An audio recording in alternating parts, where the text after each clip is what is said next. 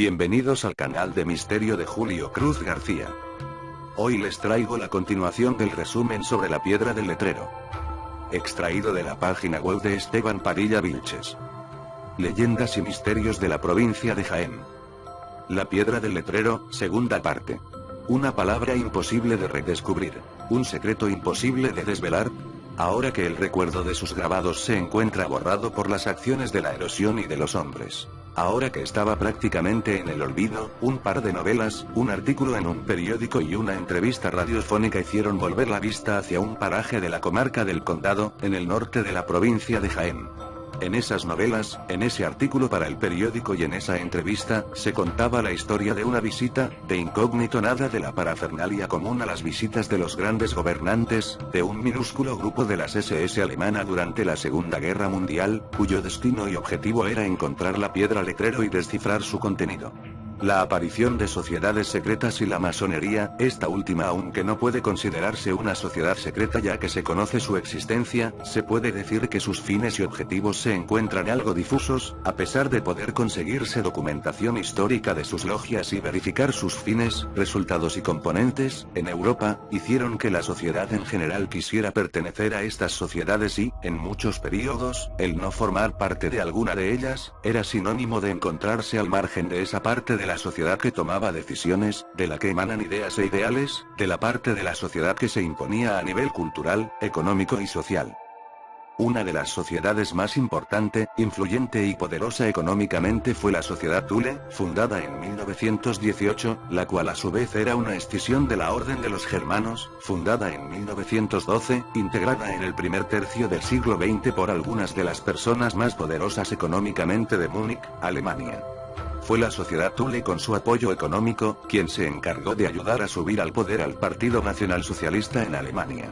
Los miembros de esta sociedad creían la existencia de un mundo dentro de la Tierra. No un mundo interior, sino un mundo formado por seres superiores, por una raza aria, su raza, superior, más evolucionada y por tanto por encima del resto de razas de la humanidad, cuya procedencia estaba en el perdido continente de la Atlántida. La vuelta al primer plano esotérico u ocultista de la piedra del letrero se produciría a mediados del siglo XIX con la visita, al principio de tarde en tarde, luego de forma algo más frecuente, de personas pertenecientes a logias masónicas de Francia, Alemania, Gran Bretaña, Portugal y España, con el objeto de su estudio y desentramar su supuesto secreto. Aunque según parece, no fue hasta la década de 1910-1920 cuando la Sacra Logia Pontificia Los 12 Apóstoles, se tomó en serio descifrar el misterioso entramado de signos tallados en la piedra del letrero. Entre los componentes de esta logia, habría personas de diversos estamentos mundiales y pertenecerían a diversas creencias religiosas. Se conocen los nombres o apellidos de algunos de sus componentes, entre ellos Mose Heglem, judío alemán, O'Neill, británico, Louis Plantard, francés, y del resto, salvo dos personas de origen español, se desconocen datos, tal vez debido a que los hijos de los dos primeros participaron en la posterior trama que ahora nos ocupa y del tercero por ser el gran maestre de la logia.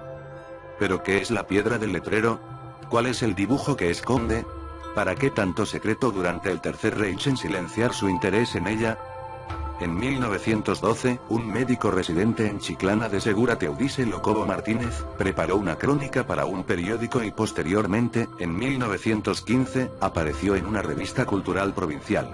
En el esquema que extrajo de la piedra del letrero, se podían leer la inscripción Etimidiago y las letras PBS, que posteriormente parecen confundidas. Fue en 1915, en la revista provincial, donde el mismo autor anterior, nos la describe como un banco de roca silícea de una longitud de 10 metros por 12 metros aproximadamente de latitud. En el espacio que entre ambas queda, que es de 10 centímetros, hay practicada una perforación de unos 5 o 6 centímetros de profundidad, en el extremo este, de un diámetro que partiera del sur y siguiera aquella dirección. En el exterior oriental del citado banco, y en sitio casi paralelo al de implantación del cilindro y próximo al borde de un pequeño acantilado que forma la masa arenosa, es donde está grabada la célebre inscripción objeto de tantas versiones fantásticas y que tanto atrae la curiosidad del visitante. Desde la base del tronco de cilindro sigue una superficie lisa que se continúa hacia el norte del resto de la roca y punto medio. En el ángulo oriental aparece esculpido el letrero. A partir del punto medio de la masa rocosa y en dirección sur, hay practicado un rebajo de unos 15 centímetros que se continúa de masa uniforme en esa dirección y, entre 1914 y 1918, años que duró la Primera Guerra Mundial, fue cuando miembros de la Sacra Logia Pontificia los 12 Apóstoles visitaron el lugar. Se cree que uno de ellos consiguió hacer un diagrama de la piedra del letrero sin que los demás miembros de dicha logia tuviesen conocimiento, ya que durante la Primera Guerra Mundial, cada uno hacía la guerra por su cuenta. A partir de esta visita y en los años que duró la Primera Guerra Mundial, la parte central de esta piedra fue destruida, desconociéndose el motivo y los autores, aunque se supone que debió ser por indicación de las autoridades de la época o bien miembros de alguna de estas sociedades para evitar que alguno de los miembros de las otras sociedades descubrieran su significado. En 1922, el maestro de escuela de Chiclana de Segura realizó un plano sobre la piedra del letrero, en el que habían sido cincelados buena parte de los signos y dibujos de la misma. En el centro de la piedra, había un rectángulo formado por rayas que se cortan perpendicularmente. Durante 1943, investigadores alemanes pertenecientes a la ANNRB, algo similar a la sección de investigaciones arqueológicas dentro de las SS, encontraron en los archivos en la ciudad de Venecia, datos referentes a la localización y posesión de dos piedras de un material similar al sílex, talladas, que podrían ser o servir como las piedras que hiciesen funcionar una de las reliquias del mundo antiguo, el Arca de la Alianza. Al ser examinadas por sus expertos en arqueología, llegaron a la conclusión de que eran unas copias sin valor alguno, pero a la vez, descubrieron que una de las últimas personas en haber visto las originales, podría estar enterrado en un cementerio cristiano en Túnez. Debido a la superstición en que estaba sumido el gobierno del Tercer Reich, donde se habían sugestionado hasta la enfermedad con la idea de una raza aria superior, con una raza aria que había sido la descubridora ancestral de la magia y sabiduría ocultista que el pueblo judío les habría robado, se puede entender la obsesión por encontrar y conseguir poseer las reliquias divinas como la lanza de Longinus, lanza que un centurión romano clavó en el costado de Cristo cuando estaba siendo crucificado, el cáliz de la última cena, el Santo Grial, el Arca de la Alianza, la Mesa de Salomón. Pero lo más sorprendente es que durante la Segunda Guerra Mundial, 1939-1945, pretendiesen conseguir el Arca de la Alianza y hacerla funcionar a su favor. Ya habían intentado descubrir y obtener alguna de estas reliquias durante 1940 en España, concretamente en Toledo y en el monasterio de Montserrat, Barcelona, todo ello sin éxito, de forma que encontrar otra pista que los llevara hasta la obtención de estas reliquias ya supuso para ellos, si no un éxito, si otra esperanza para cambiar el signo de una guerra que estaba comenzando a girar en su contra. Esa pista los llevó a excavar el cementerio cartaginés o cristiano de Túnez, donde obtuvieron esta vez sí, los tabotats o brazos del Arca de la Alianza.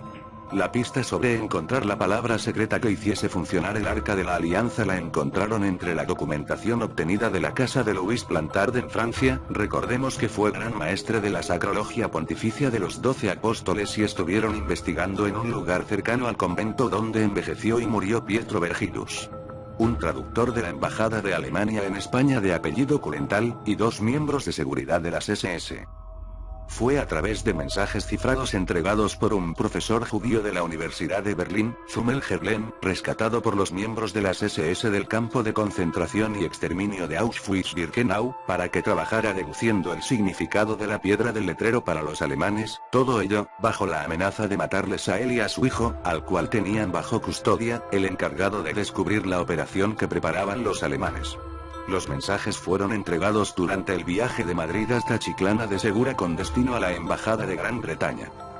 La palabra en clave para que dedujeran la operación que preparaban los alemanes era las trompetas de Jericó, llegando a ser confundida en un principio por el bando aliado con otra operación que estos tenían en marcha, Operación Jericó, que consistía en atacar una cárcel en Francia y derribar parte de los muros, ya que allí iban a ser ejecutados bastantes miembros de la resistencia francesa, e intentarían evitar el trágico destino que les esperaba y consiguiesen fugarse y recuperar su libertad.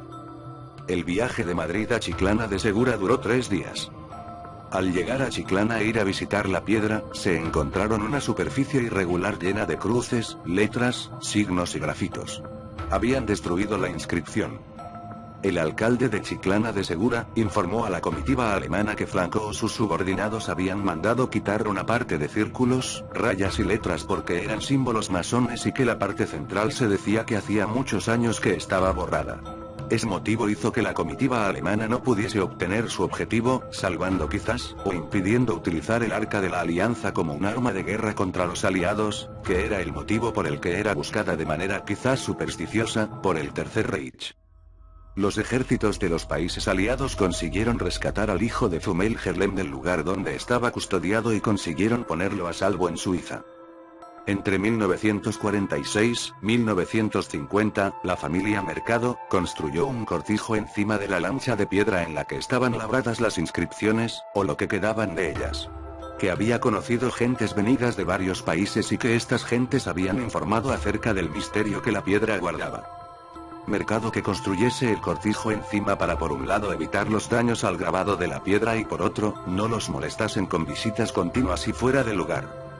El informe de Himmler sobre la Operación Jericó, obtenido en los documentos requisados por el ejército de la URSS durante la etapa final del Tercer Reich, fueron publicados en la revista Rodina, impresa en Kiev en abril-mayo de 1998. Los informes occidentales sobre esta operación se destruyeron en 1946. En 2012 el alcalde de Montizón, Valentín Merenciano, y el presidente de la asociación Asodeco, Sebastián Lozano, reunieron a las personas mayores de Venta de los Santos y Montizón, al objeto de conseguir testimonios sobre la veracidad de la existencia de la piedra del letrero. Era la penúltima oportunidad que había de conseguir testimonios sobre la existencia o fantasía de las leyendas que estaban saliendo a la luz en forma de novelas y relatos sobre la ahora famosa piedra del letrero. Entre los asistentes a la reunión, había alguno que incluso trabajó como albañil con muy corta edad en la edificación del cortijo. Los presentes en la reunión confirmaron la existencia de entre 8 a 12 letras de tamaño grande inscritas en la piedra y con un trazo de un grosor como 2 dedos. Manuel Moreno Hervás, de 80 años, decía: con 12 o 13 años pasaba de Villanueva, de vender garbanzos tostados con mi padre, y mi padre me decía que era la piedra del letrero, que tiene letras que nadie sabe lo que dicen, y que han venido científicos a verla y no han llegado a saber lo que dicen. Otros afirmaban que había rayas rectas y curvas grandes en la piedra.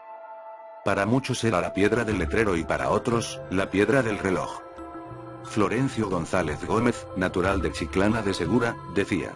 pasábamos por ahí, porque estaba en el Camino de la Mancha cuando íbamos a la vendimia a Manzanares, y la llamábamos la piedra del reloj, porque tenía rayas y unos agujeros como para poner un palo. Aunque la historia parece propio de un guión al más fiel estilo Indiana Jones, tanto los testimonios, objetos encontrados en los alrededores, sucesos ocurridos, creencias religiosas, así como el resto de datos parecen atestiguar la veracidad de la existencia de dicha piedra. Por lo que para acabar, me gustaría exponer un juego de letras que propone Constancio Zamora en su libro sobre la piedra del letrero, en referencia a aquellas grafías escritas en su superficie y que se suponen escritas en latín y por aquel talló en su origen la piedra, aunque añadiendo en la parte que separa a las supuestas grafías originales la palabra arca, et in Arcadia ego, que según escribe en su libro, significaría: yo también conocí la Arcadia, el paraíso, el Edén, la felicidad, jugando con las letras.